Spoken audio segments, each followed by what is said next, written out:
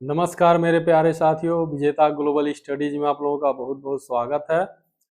जैसा कि आज हम लोग इस मैथ के क्लास में जो बीपीएससी द्वारा टीआरई 1, टीआरई 2 या टीआरई 3 में जितना भी मैथ का क्वेश्चन पूछा गया है, इस क्लास में हम लोग सारे क्वेश्चन का एनालिसिस करेंगे। तो आज का जो मैथ का क्लास है बहुत ही एग्जाम की दृष्टि से बहुत ही इंपॉर्टेंट होने वाला है, बहुत ही महत्वपूर्ण होने वाला है, क्योंकि इसमें जो विद्यार्थी 1 से 5 की तैयारी कर रहे हैं या 6 से 8 में, उस सारे तरह के क्वेश्चन को लिया गया है जो पिछले साल तक जो भी बीपीएससी द्वारा क्वेश्चन पूछे गए हैं।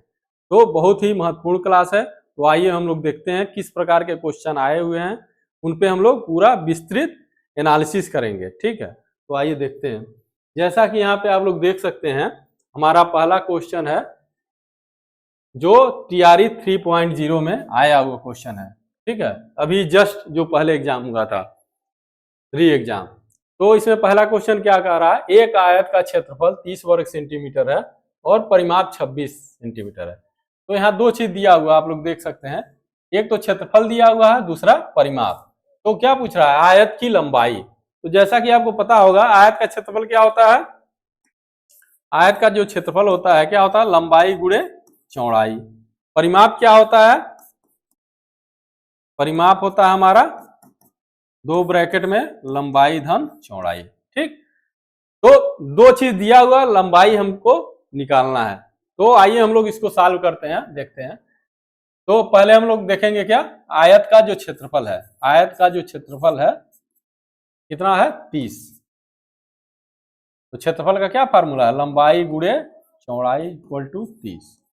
ठीक, अब यहां से हम लोग क्या करेंगे, किसी का भी मान ले सकते हैं हम लोग। तो हम लोग अगर चौड़ाई का मान, क्योंकि लंबाई निकालना है, तो यहां से हम लोग चौड़ाई का मान ले लेते हैं। तो b इक्वल टू क्या हो जाएगा, 30/l। ठीक, यहां से क्या हो गया, b का वैल्यू पता चल गया। अब हम लोग देखेंगे परिमाप। तो परिमाप का जो फार्मूला होता है क्या, 2 ब्रैकेट में लंबाई धन चौड़ाई। ठीक, अब परिमाप कितना दिया है, 26 सेंटीमीटर। यहां हो जाएगा 2 ब्रैकेट में लंबाई धन चौड़ाई। अब यहां से देख सकते हैं 2 से 26 13 बार में कट जाएगा। ठीक, तो यहां क्या बचेगा, 13 equal to l plus b।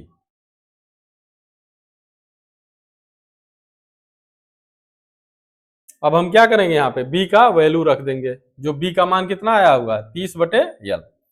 यहाँ हो जाएगा 13 equal to l plus 30/l।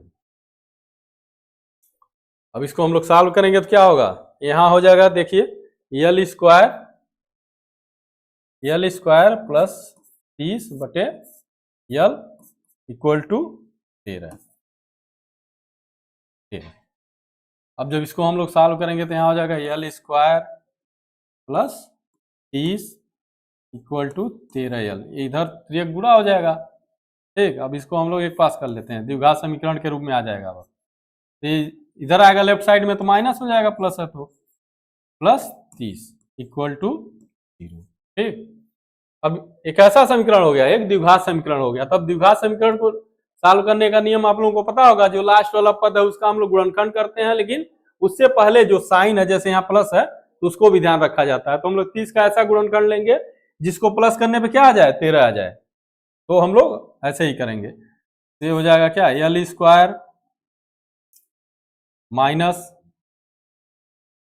अब जो 30 का गुणनखंड है 10 गुणे 3, 10 प्लस 3 यहाँ हो जाएगा, l प्लस 30 इक्वल टू 0। अब इसको हम लोग सॉल्व करेंगे, ये हो जाएगा क्या, l square minus 10l minus plus minus 3l plus 30 equal to 0। ठीक, अब इसको हम लोग जब सॉल्व करेंगे तो यहां से क्या होगा, l कॉमन ले सकते हैं ना इन दोनों पदों में, यहाँ बच जाएगा l और यहाँ -10। इसी प्रकार जब इन दोनों पदों में -3 कॉमन लेंगे तो यहाँ क्या बच जाएगा, l -10। अब यहाँ देख सकते हैं दोनों जो है क्या है, l -10 है, तो l -10 को कॉमन ले लेंगे, तो एक ब्रैकेट में क्या बचेगा, l -3 इक्वल टू 0। ठीक, अब यहां से हमको लंबाई का 2 मान पता चल जाएगा। यहां से 2 वैल्यू पता चलेगी लंबाई की। कैसे? जैसे अगर मान लीजिए यल माइनस 10 लेते हैं, यल माइनस 10 इक्वल टू 0, तो यल बराबर क्या हो जाएगा? 10। अगर हम यल माइनस 3 लेते हैं, दूसरा कंडीशन, यल माइनस 3 लेते हैं, क्या हो जाएगा? यल लंबाई का मान आ जाएगा 3, मतलब लंबाई का 2 मान आएगा, एक 10 और एक 3। लेकिन ऑप्शन में चूंकि यहाँ पे 10 दिया हुआ है तो हमारा उत्तर बी हो जाएगा। ठीक, अब इसी क्रम में हम लोग आगे देखते हैं दूसरा क्वेश्चन।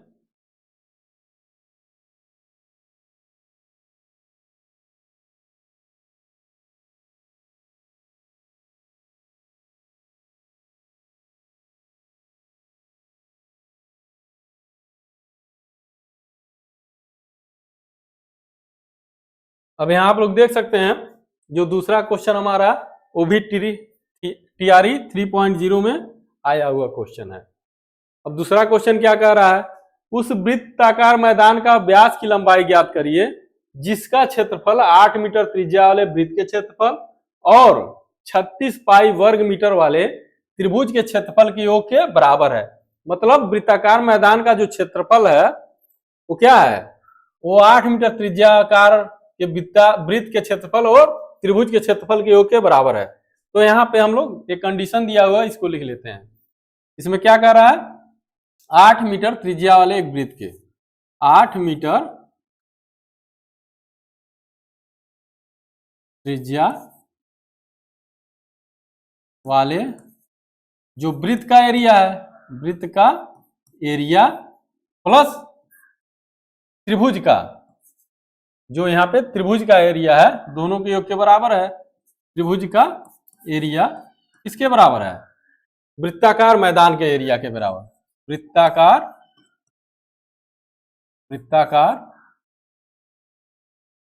मैदान के एरिया के बराबर है।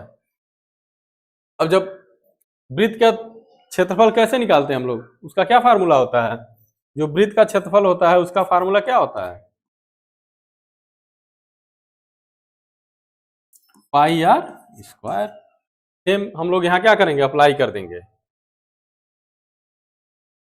तो यहाँ 8 मीटर त्रिज्या है, वृत्त का फार्मूला पाई आर स्क्वायर है, तो पाई और 8 का वर्ग, जो त्रिज्या हमारा 8 है, वर्ग हो जाएगा, प्लस त्रिभुज का जो क्षेत्रफल है, त्रिभुज का क्षेत्रफल कितना है यहाँ पे दिया हुआ है? 36 वर्ग मीटर, तो प्लस यहाँ 36 पाई वर्ग मीटर हो गया। ये किसके बराबर है? तो वृत्ताकार मैदान के बराबर, वृत्ताकार मैदान के क्षेत्रफल के बराबर। ठीक, अब इसको जब हम लोग सरल करेंगे तो क्या हो जाएगा? 8 × 8 = 64 पाई प्लस 36 पाई, और जब या वृत्त हो या वृत्ताकार मैदान तो फार्मूला कोई होगा, पाई आर स्क्वायर। ठीक, पाई आर स्क्वायर वृत्ताकार मैदान का क्षेत्रफल। अब ये 36 और 64 कितना होता है? 100 पाई इक्वल टू कितना होगा? पाई आर स्क्वायर। अब यहां से क्या होगा? पाई से पाई कैंसिल। अब आर स्क्वायर बराबर 100 है, आर स्क्वायर बराबर 100, इसलिए आर बराबर कितना हो जाएगा? 10 मीटर। ठीक, तो ये हमारा क्या आ गया? ये वृत्ताकार मैदान की त्रिज्या आ गई। चूंकि हमको पता है, चूंकि जो त्रिज्या होती है, वृत्त की जो त्रिज्या होती है, क्या होता है? व्यास का आधा होता है। ठीक, यानी मतलब जो व्यास होगा वो त्रिज्या का क्या होगा? डबल होगा। तो यहाँ पे जो त्रिज्या हमारा आया हुआ 10 है, तो 2 × 10 बराबर क्या? 20 मीटर हमारा क्या हो जाएगा? ये वृत्ताकार मैदान की त्रिज्या हो जाएगी। तो यहाँ ऑप्शन में दिया हुआ है क्या? दूसरा ऑप्शन बी हमारा सही हो जाएगा। तो देख रहे हैं ना आप लोग, जो बहुत ही इंपॉर्टेंट क्वेश्चन है सारे के सारे, क्योंकि सब एग्जाम में आया हुआ है। अब हम लोग नेक्स्ट क्वेश्चन देखते हैं, तीसरा इसी क्रम में, जो टीआरई 3.0 में आया हुआ क्वेश्चन है। यहाँ देख सकते हैं आप लोग, जो कैंसिल हो गया था, जो अभी टीआरई 3.0 वाला कैंसिल हो गया था एग्जाम में, उसका जो क्वेश्चन है तो उसको हम लोग देखते हैं। अब इसमें क्या कह रहा है? यदि x x बराबर 3/2 गुणे सॉरी x इक्वल टू का मान दिया है 3/2 का होल स्क्वायर गुणे 2/3 का होल पावर कितना है -4। तो क्या पूछ रहा है x पर पावर -2। अब यहाँ देखिए एक ऑप्शन यहाँ गलत हो गया है, शायद टाइपिंग एरर होगा, तो क्योंकि ये दोनों सेम नहीं है, ये इसका तीसरा जो है ऑप्शन होना चाहिए था 2/3 का होल पावर 12। ठीक, तो इसको आप लोग करेक्ट कर लीजिएगा। अब यहाँ हम लोग क्वेश्चन को देखते हैं। अब यहाँ पे जो वैल्यू दिया हुआ है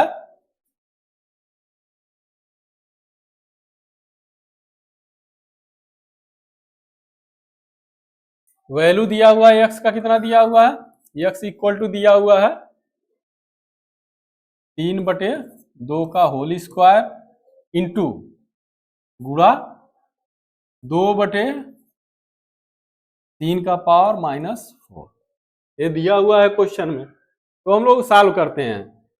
अब देखिए यहाँ पे जो पावर है माइनस में पूछ रहा है इसका मान, तो आप लोग जब घातांक पढ़े होंगे तो उसमें आप लोगों को पढ़ाया गया होगा, जैसे अगर किसी संख्या का पावर -1 है तो हम लोग इसको ऐसे भी लिख सकते हैं, जैसे a का पावर अगर -1 है इसको हम लोग लिख सकते हैं क्या 1/a। अगर 1/a है तो हम लोग इसको कैसे लिखेंगे, इसको लिख सकते हैं ना a पर पावर -1। इसका यहाँ पे हम लोग क्या करेंगे, अप्लाई करेंगे, इसीलिए आपको हम समझा रहे हैं। ठीक, तो अब यहाँ हम लोग देख सकते हैं, तो अब जब इसको हम लोग सरल करेंगे तो x इक्वल टू ये, इसको हम लोग लिख सकते हैं ना 3 का स्क्वायर बटे 2 का स्क्वायर, ठीक, गुणे, अब ये पावर क्या है माइनस है, अगर इसको हम लोग ऐसे लिख दें 1/2/3 का पावर होल पावर कितना -4 है, इसलिए अगर नीचे आएगा तो क्या होगा +4 हो जाएगा। ठीक है, तो अब इसको हम लोग ऐसे लिख सकते हैं 3 का स्क्वायर बटे 2 का स्क्वायर गुणे ये, अब यहाँ क्या होता है अगर इस तरह से भिन्न रहेगा तो क्या होगा, जो नीचे वाला हर रहेगा ऊपर चला जाएगा अंश के रूप में, मतलब भिन्न उलट जाती है। तो इस पे हो जाएगा 3 का पावर 4/2 का पावर 4।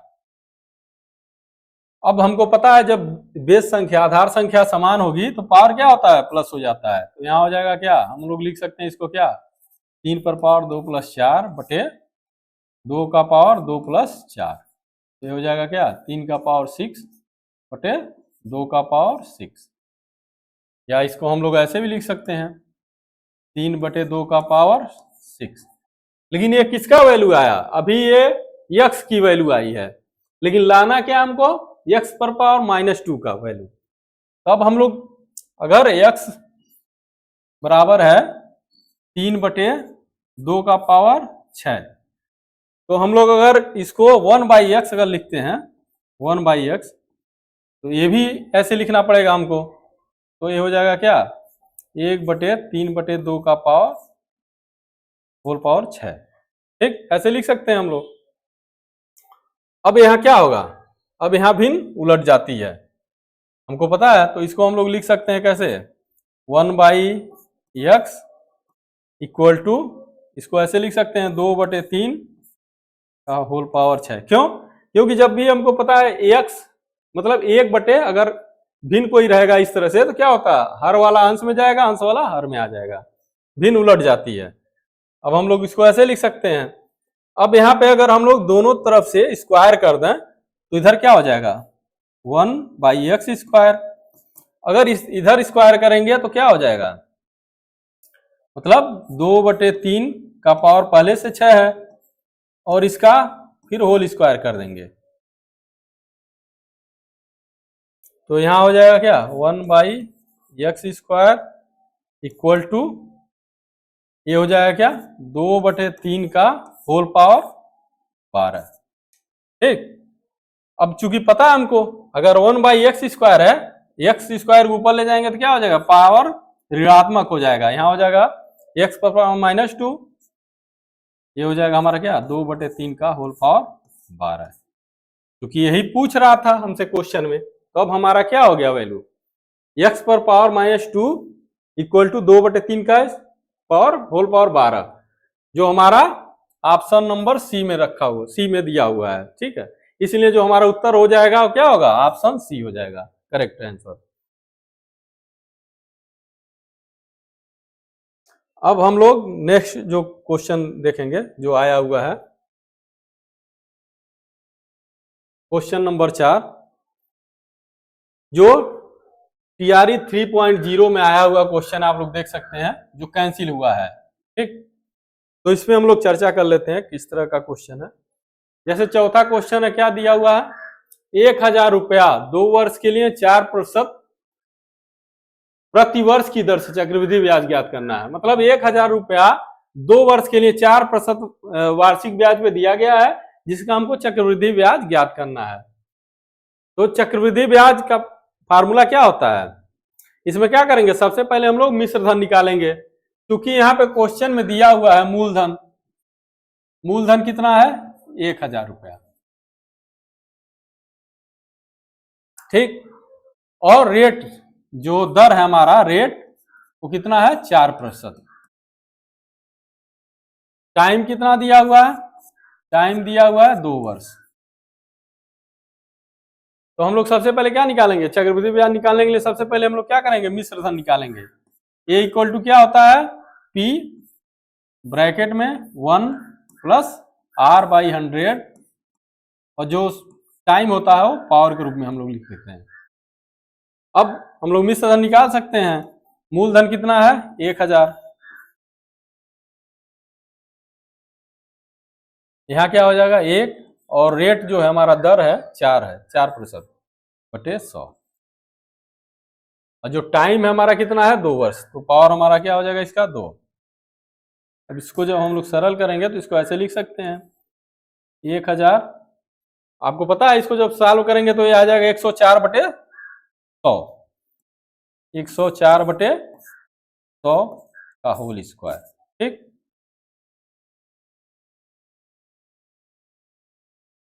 तो जब हम लोग इसको सॉल्व करेंगे तो ये हो जाएगा हमारा क्या, 1000 गुणे 104 गुणे 104 बटे क्या हो जाएगा, 100 गुणे 100।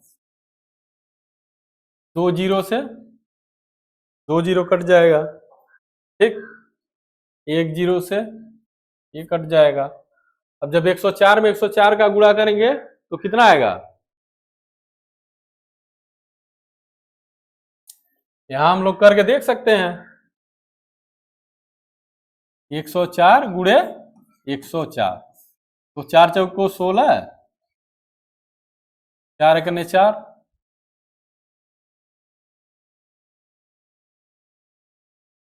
0 0 0 0, फिर 1 से 4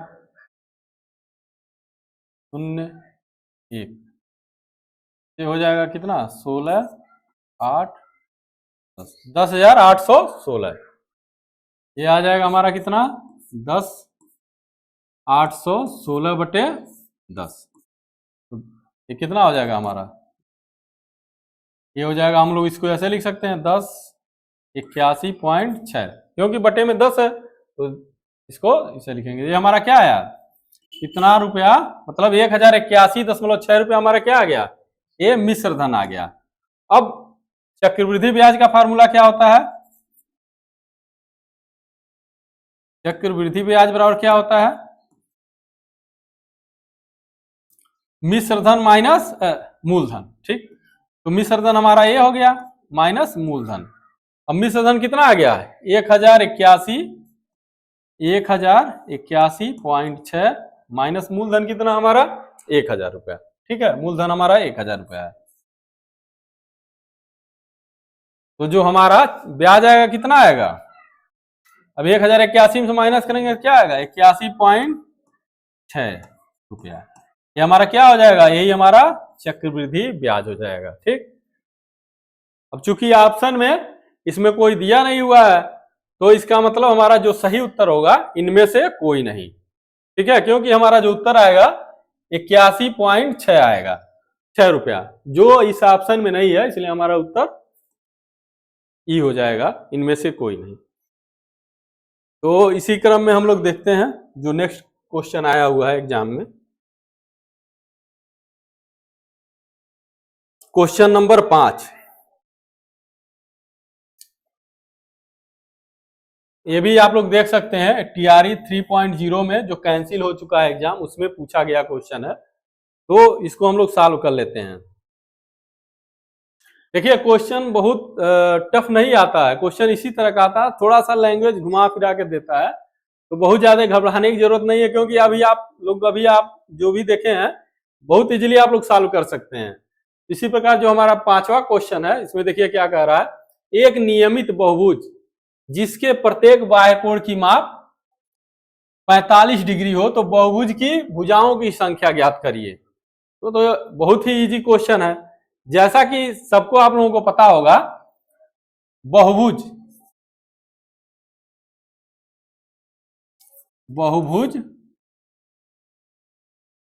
के बाह्य कोणों का योग कितना होता है, बाह्य कोणों का योग, बहुभुज के बाह्य कोणों का योग कितना होता है, 360 डिग्री।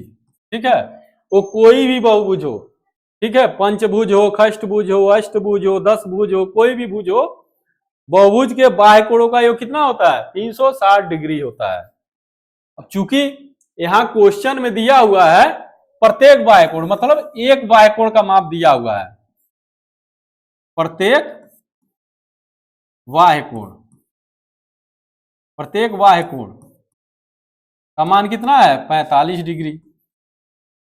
तो जब एक कोण का माप पता है तो हमको पता चल जाएगा बहुभुज में कितनी भुजाएं हैं। अब क्या करेंगे, इससे हम क्या करेंगे, इसमें भाग दे देंगे। तो बहुभुज की भुजाओं की जो संख्या ज्ञात करने का फार्मूला होता है, बहुभुज की भुजाओं की संख्या, यहां से हम लोग ज्ञात कर सकते हैं, क्या होता है,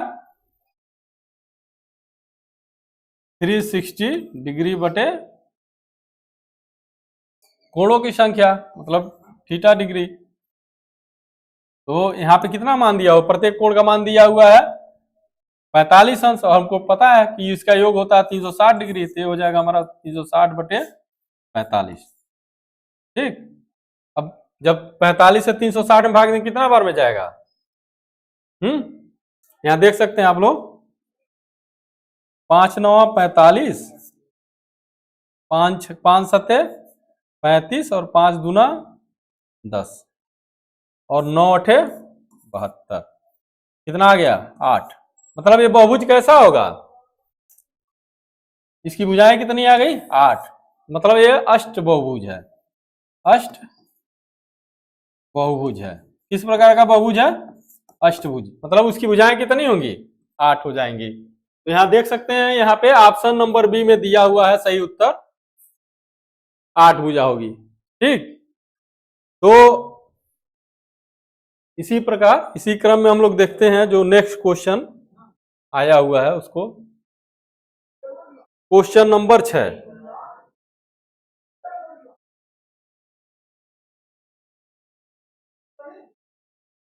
अब क्वेश्चन नंबर 6 जो देख सकते हैं आप लोग, ये भी टीआरई 3.0 में आया हुआ क्वेश्चन लिया गया है।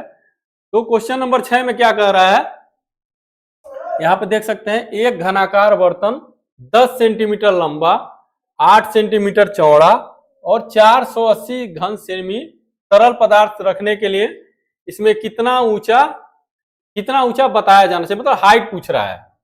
इसका क्या पूछ रहा है, बर्तन का हाइट पूछ रहा है। दिया क्या हुआ है, घनाकार। अब चूंकि देख सकते हैं आप लोग, कोई भी जो बर्तन, मान लीजिए घन में क्या होता है, घन में सारी भुजाएं बराबर होती है, लेकिन क्या है इसमें लंबाई 10 है और चौड़ाई 8 सेंटीमीटर है, मतलब एक कैसा बर्तन है, घनाभाकार। ठीक, घनाभाकार बर्तन है और इसमें 480 घन सेंटीमीटर तरल पदार्थ रखने की इसकी क्षमता है। तो हमको पता है, हम लोग पढ़े हुए हैं, आप लोग पढ़े हुए हैं कि जो धारिता होती है बर्तन की, वही क्या होता है, उसका आयतन होता है। तो धारिता बराबर ही क्या होता है, जो बर्तन की धारिता होगी वही उसका क्या होगा, आयतन होगा। ठीक, तो यहां से हमको क्या पता चल गया, आयतन भी दिया हुआ है, लंबाई और चौड़ाई दिया हुआ है, तो ऊंचाई पता चल जाए, क्योंकि घनाभ का आयतन का क्या फार्मूला होता है, घनाभ का आयतन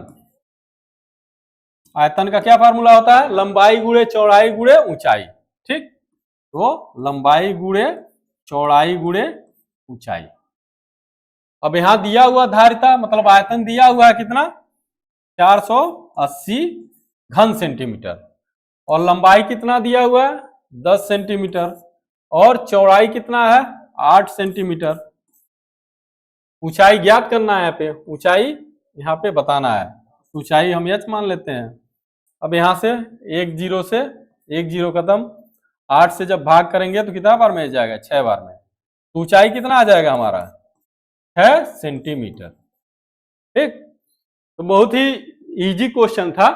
अब इसमें हम लोग देख लेते हैं किस ऑप्शन में दिया हुआ हमारा सही उत्तर। तो यहाँ देख सकते हैं जो ऑप्शन नंबर सी है इसमें सही उत्तर दिया हुआ 6 सेंटीमीटर, तो यही क्या हो जाएगा हमारा, यही उत्तर हो जाएगा। ठीक, ऑप्शन नंबर सी। अब इसी क्रम में हम लोग देखते हैं जो इसके बाद नेक्स्ट क्वेश्चन आया हुआ है एग्जाम में।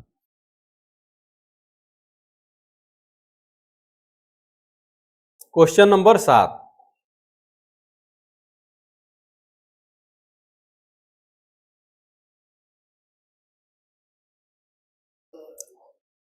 देख सकते हैं क्वेश्चन नंबर 7 जो है ये भी अपना 3.0 में आ चुका हुआ क्वेश्चन है।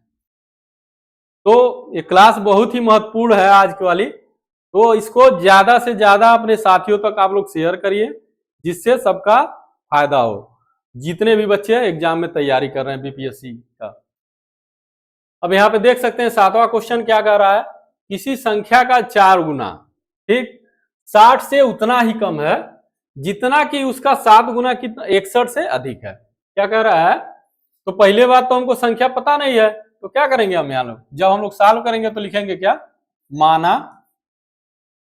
माना वह संख्या क्या x है।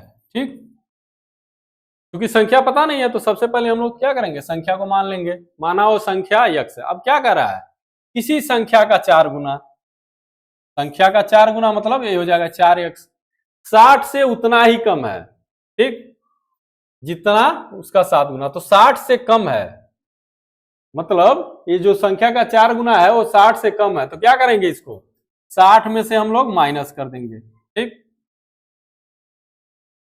अब क्या कह रहा है दूसरा कंडीशन, क्योंकि हमको दोनों को इक्वल करना है, तो दूसरा कंडीशन देखा जाए, दिया है जितना कि उसका 7 गुना मतलब उस संख्या का 7 गुना मतलब 7x क्या है 7 गुना 61 से अधिक है, मतलब जो 7 गुना है 61 से क्या हो रहा है, ज्यादा आ रहा है, तो हम क्या करेंगे 7 गुना से 61 को माइनस करेंगे। क्यों, अब यहाँ पे दोनों जो वैल्यू है लेफ्ट हैंड साइड और राइट हैंड साइड बराबर हो गई। यहाँ क्या कर रहा है 4 गुना 60 से उतना ही कम है, तो मतलब जो 4 गुना है 60 से कम, इसलिए 60 में से माइनस कर दिए। अब यहाँ क्या कर रहा है 7 गुना 61 से अधिक है, मतलब ये 7x 61 से अधिक है, तो हम लोग क्या किए इसमें 7x में से 61 माइनस कर दिए। अब क्या हो गया, दोनों कंडीशन इक्वल हो गया। अब हम लोग इसको इजिली सॉल्व कर सकते हैं, तो देख सकते हैं हम लोग। अब यहाँ पे देखिए जो सजाती पद है उसको एक पास कर लेंगे, तो यहाँ 60 है और यहाँ माइनस 61 है, तो इधर लाएंगे तो क्या हो जाएगा माइनस 61 प्लस 61 हो जाएगा, और इधर माइनस 4x है तो उधर जाएगा बराबर के, तो क्या हो जाएगा 7x प्लस में हो जाएगा 4x। ठीक, अब ये कितना हो जाएगा 121, और इधर क्या हो जाएगा 11x। ठीक, 7 4 11x। अब x बराबर क्या हो जाएगा 11 से 11 बार में 121 कट जाएगा, तो x बराबर हमारा क्या हो जाएगा 11।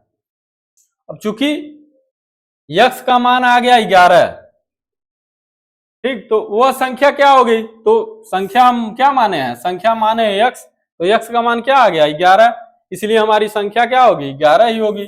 अब देखते हैं ऑप्शन नंबर किस में दिया हुआ है, तो यहाँ देख सकते हैं आप लोग ऑप्शन नंबर ए में दिया हुआ उत्तर हमारा, ऑप्शन नंबर 1 में, तो इसलिए हमारा उत्तर क्या हो जाएगा ए हो जाएगा।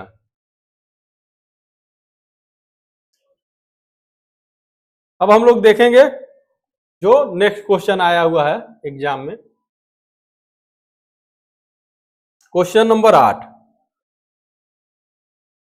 क्वेश्चन नंबर 8 जो टीआरई 3.0 में आया हुआ क्वेश्चन है, तो ये भी बहुत ही इंपॉर्टेंट क्वेश्चन है। अब आइए देखते हैं हम लोग इसमें क्या कह रहा है। यहाँ क्वेश्चन है, क्वेश्चन नंबर 8 कह रहा है एक आयत की चौड़ाई उसके लंबाई की 3/4 है। अच्छा, यदि आयत की परिधि 546 सेंटीमीटर है तो आयत की विमाएं, आयत की विमाएं का मतलब क्या हो गया, बीमा क्या होता है आयत का, लंबाई चौड़ाई। भाई आयत में दो ही 2D डायमेंशन है, तो यहाँ क्या होगा, लंबाई और चौड़ाई। तो जो आयत की विमाएं होंगी, मतलब ये क्या पूछ रहा है, लंबाई ज्ञात करने के लिए, और दूसरा क्या पूछ रहा है, चौड़ाई ज्ञात करने के लिए। ठीक है, जो बीमा है ही होगा लंबाई चौड़ाई। अब दिया क्या क्या है, कंडीशन दे दिया है यहाँ पे, आयत की जो चौड़ाई है लंबाई की 3/4 है। तो अभी तुमको कुछ नहीं पता है तो हम क्या करेंगे, माना जो आयत की लंबाई है वो x है, माना आयत की लंबाई x है, तो चौड़ाई क्या कर रहा है, चौड़ाई जो है उसके लंबाई की 3/4 है। तो चौड़ाई कितनी हो जाएगी हमारी, चौड़ाई हो जाएगी लंबाई की 3/4, ये हो जाएगा मतलब x का 3/4, ये हो जाएगा क्या 3x/4, 3/4।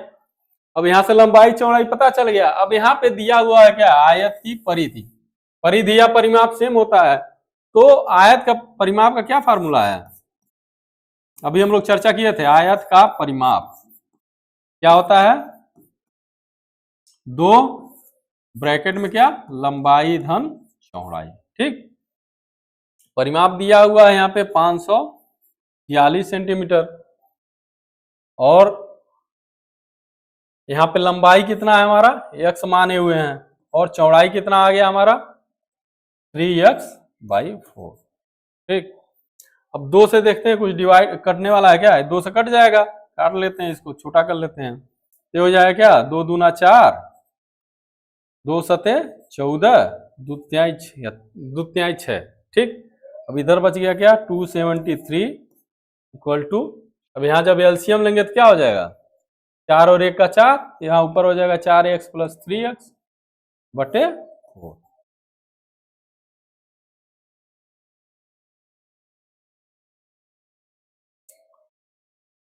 अब यहाँ हो जाएगा अपना 273 इक्वल टू, ये हो जाएगा कितना 7x/4।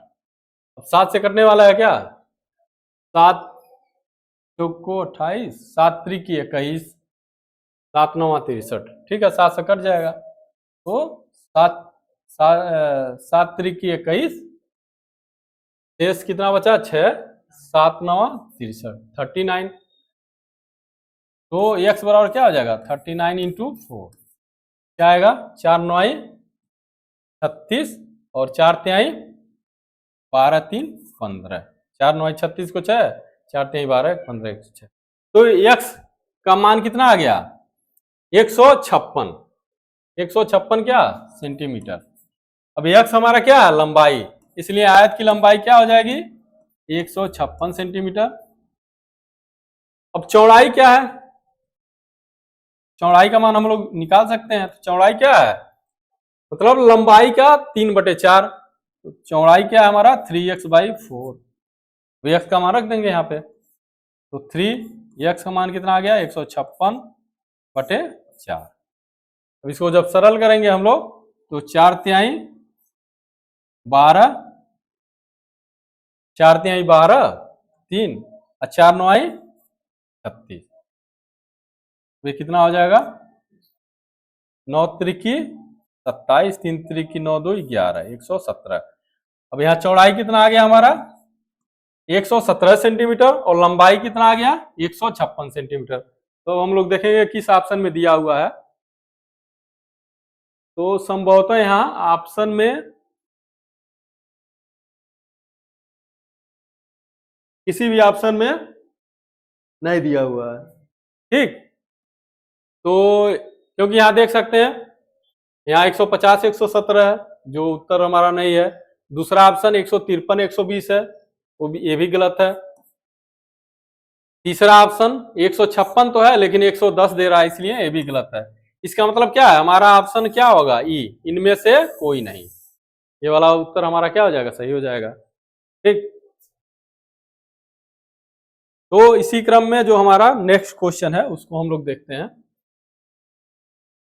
Question number 9। Question number 9 आप लोग देख सकते हैं यहाँ बोर्ड पे, जो 3.0 में आया हुआ क्वेश्चन है, जो कैंसिल हो गया था एग्जाम। तो आज का जो ये मैथ का क्लास है बहुत ही महत्वपूर्ण क्लास है। अब इसमें देखते हैं हम लोग क्वेश्चन में क्या कह रहा है। एक बैग में 187 ₹1.50 और 10 पैसे के सिक्के के रूप में 3 संबंध है, 4 संबंध है, 5 के अनुपात में है। तो बैग में प्रत्येक प्रकार के सिक्कों की संख्या क्रमशः है। मतलब ₹1 के कितने सिक्के हैं बैग में, 50 पैसे कितने सिक्के हैं और 10 पैसे के सिक्के कितने हैं, जबकि इनका अनुपात दिया हुआ है। ठीक, अब टोटल जो है एक बैग में 187, मतलब एक बैग में 187 सिक्के हैं। ठीक है,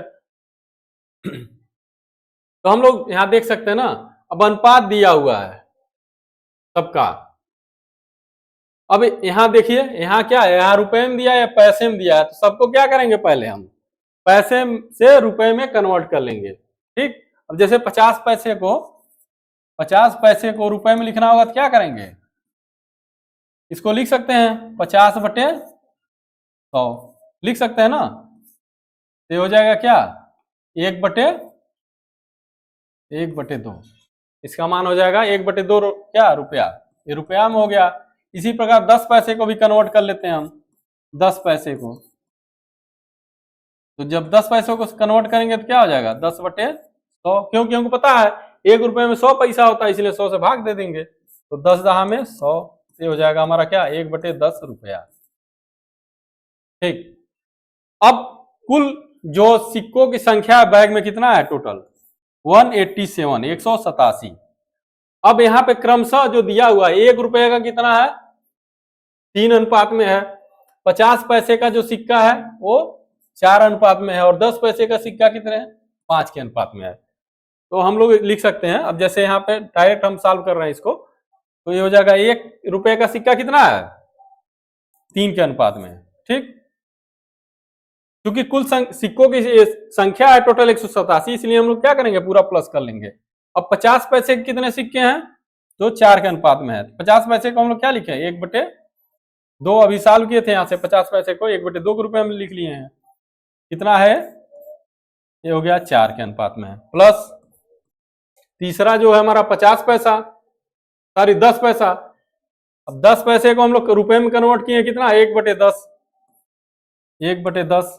और कितना सिक्का है इसका, 5 के अनुपात में है, तो हो जाएगा हमारा 5। अब इसको हम लोग सरल कर लेते हैं।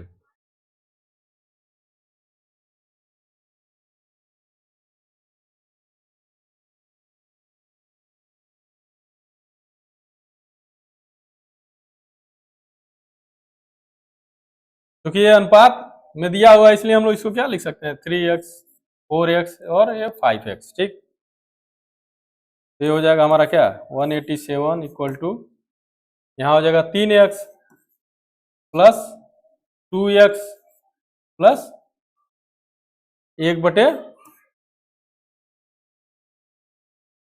ठीक, ये हो जाएगा हमारा 187। अब इसको हम लोग जब प्लस करेंगे तो हो जाएगा 3 और 2 5x, 5x प्लस x/2, यहाँ एलसीएम ले लेंगे, ये हो जाएगा हमारा क्या, 10x plus x/2 equal to 187। ठीक, यहां तक समझ में आया। अब आगे हम लोग देखते हैं।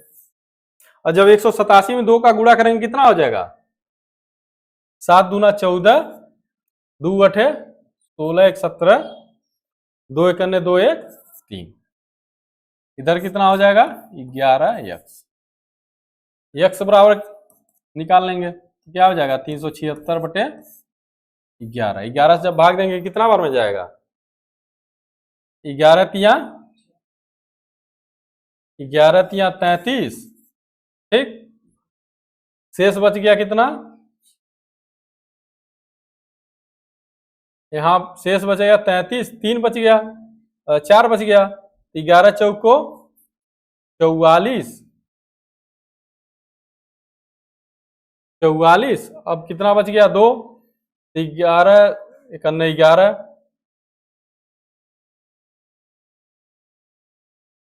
ठीक, 11 11 11, तो मतलब 34.1 समथिंग आएगा। तो x का मान जो आएगा 34.1 समथिंग आएगा, तो इसको हम लोग ऐसे 34 ले सकते हैं, ठीक। अब जब x का मान हमारा अनुपात आ गया 34, तो अब हम लोग सिक्कों की संख्या ज्ञात कर सकते हैं। पहला हो जाएगा क्या, जो 1 रुपए का सिक्का है कितने अनुपात में, 3x, तो 1 रुपए वाला कितना हो जाएगा 34 गुणे 3, तो 4 तिहाई 12 और 3 त्रिक 9 1 10, 102, मतलब 1 रुपए का जो सिक्का आएगा 102। इसी प्रकार जो 50 पैसे का सिक्का है, 50 पैसे के सिक्का का क्या अनुपात है, 4x, तो 34 गुणे 4, 4 चौको 16, 4 तिहाई 12 1 13, ठीक। इसी प्रकार जो 10 पैसे का सिक्का है, 10 पैसे का कितना सिक्का हो जाएगा, तो x का मान 34 और अनुपात कितना है 5, ये हो जाएगा 4 पचे 20 और 4 तिहाई 12 2 140, 5 चौको 20 और सॉरी 5 तिहाई 15 170, ठीक। तो इस प्रकार हमको पता चल गया कि 1 रुपए कितने सिक्के हो जाएंगे, 102, 2 रुपए 50 पैसे के 136 और 10 पैसे का 170, ठीक है, ये 170 है। तो अब ऑप्शन में देख लेते हैं किस ऑप्शन में दिया हुआ है। तो यहां देख सकते हैं ऑप्शन नंबर सी, इसमें दिया हुआ है 102, 136 और 170, तो हमारा क्या हो जाएगा, सही उत्तर हो जाएगा। तो आज हम लोग जो बीपीएससी 3.0 में जो कैंसिल हो गया था एग्जाम और जो फिर री एग्जाम हुआ था, उसमें जो भी क्वेश्चन आए थे 1 to 5 या 6 to 8 के लिए, उन सारे क्वेश्चन को आज हम लोगों ने कवर किया है। तो आज का जो ये क्लास है बहुत ही महत्वपूर्ण क्लास है। जितने भी बच्चे बीपीएससी 4.0 की तैयारी कर रहे हैं उन सब के लिए बहुत ही महत्वपूर्ण क्लास है मैथ का। और इसी के साथ साथ जो भी बच्चे और भी अदर एग्जाम का या टीचिंग परीक्षा की तैयारी कर रहे हैं, हर जगह आप लोग देखेंगे लेवल सेम होता है, इसी तरह क्वेश्चन आते हैं, तो उन सभी बच्चों के लिए बहुत इंपॉर्टेंट क्वेश्चन है। इसलिए आप सभी से मेरा विनम्र निवेदन है कि आप सभी लोगों को अगर ये क्लास अच्छा लगा हो, आप लोगों को महत्वपूर्ण लगा हो, तो प्लीज शेयर, लाइक और सब्सक्राइब जरूर करें और हम लोगों का मनोबल बढ़ाते रहें। बहुत बहुत धन्यवाद आप सभी का।